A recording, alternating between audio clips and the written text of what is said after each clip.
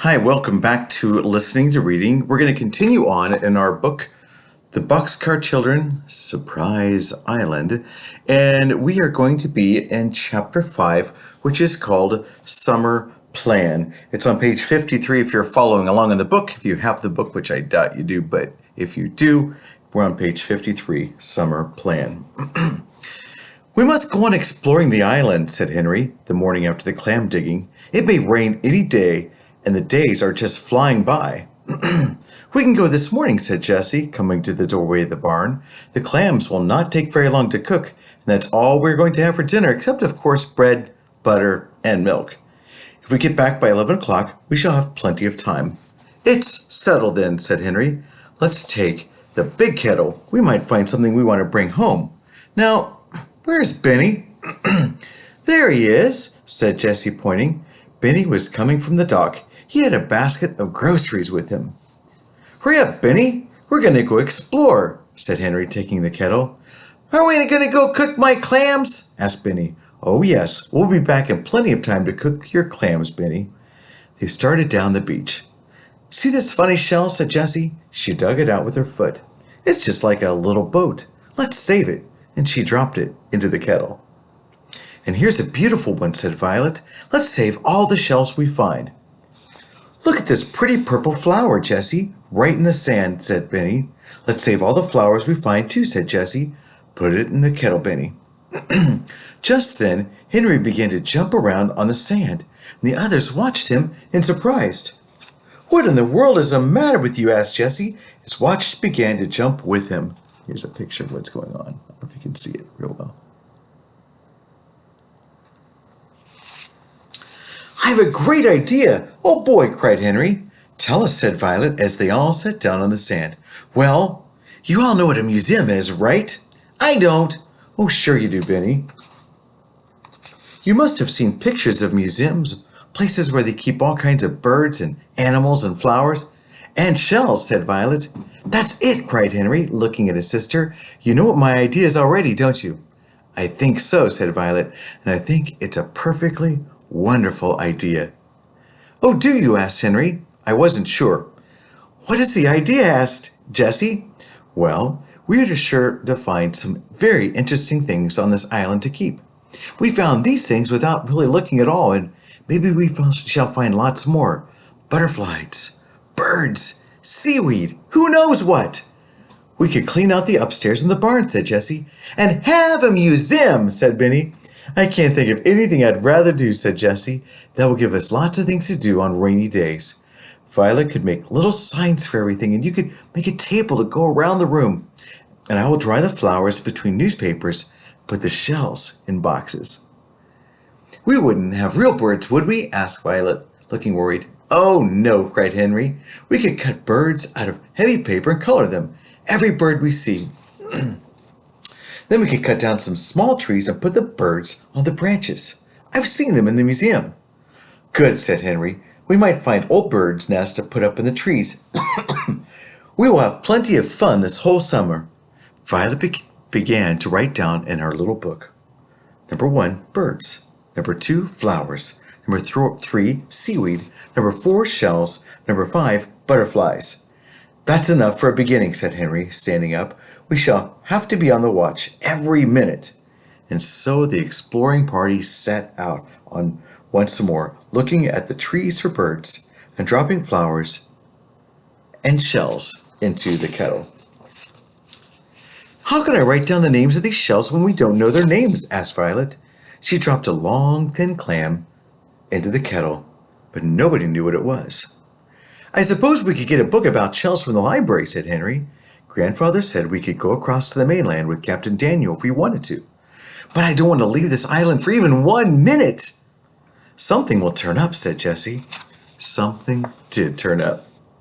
The very minute the explorers came back to the barn, they saw Joe getting into the motorboat. Oh, wait, cried Jessie, running down to the dock. Don't hurry, called Joe. We have plenty of time. But all the children kept on running just the same. Are you going to go to the stores now, Joe? Asked Jessie. That's right where I'm going. I will get anything you want, and I should be back in about an hour. Then You'll go right by the library, cried Jessie. Will you be willing to get us some books? Yes, I can get all the books you want by signing for them, he said. Joe took out a pen and a piece of paper and gave them to Jessie. Write the names of the book that you want, and I will get them. I can't, answered Jessie, giving back the paper. We don't know the names of the books, but we want books with pictures in them to tell us the names of flowers, birds, shells, butterflies, and seaweeds, and all kinds of stuff like that. Joe smiled in a very strange way and said, I could ask the girl in the library to pick them out for you. That's right, agreed Henry. She would know. But when Joe went into the library, he did not ask for any help. He gave the girl in the library the names of so many books that she had to write very fast. Then a small boy went off to get them. When the books were tied up, the strange handyman went away, leaving the girl and the small boy looking away at him in surprise. By the way, when they said they tied them up, that's how they used to do books, school books. They didn't have backpacks like we do now. They would literally take rope and like tie around the edges, kind of like around all four corners, and that way it'd keep them nice and neat. And that's what they did at the library as well. Joe was really delighted to go over to the barn and see the children. He knocked at their open door with his foot, as his arms were full of books. Oh, come in. She put a cover on the kettle and came over to him at once. Did you have any luck? Oh, I don't know. I hope so, said Joe. Oh, Henry, I don't know what to do first, but I suppose I must fix the clams. You surely must, said Henry. We are so hungry we couldn't eat the chair. We are so hungry we could eat the chairs, but I will not open the books until after we eat. Well, you stayed at dinner, Joe, asked Jessie. I washed the clams 6 times and they are cooking now. I think they're almost done. Oh, how Joe wanted to stay for dinner. That's fine, said Jessie, as if he had just said yes. You'll be our first guest, shouted Benny with delight, but you'll have to wash your own dishes. No, he won't, Benny, said Jessie. You shouldn't say such things. I would like to wash my own dishes, said Joe, smiling, and I really would like to see if the books are all right. Violet smiled because the smell of the clams was good enough to make anyone hungry. While Jessie melted some butter, Violet went out and brought back 5 of Benny's purple flowers and put 1 at each place. The clams were all open when Jessie looked in the kettle. She began to take them out with a saucepan. Please let me do that, said Joe. The kettle is so heavy.